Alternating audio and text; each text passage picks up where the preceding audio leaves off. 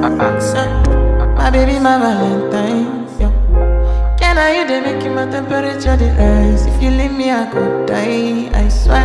DJ You Yo, are like the oxygen I Kisu. need to survive. I'll be honest. Your loving take totally me. I am so obsessed. I want to chop your kwabi.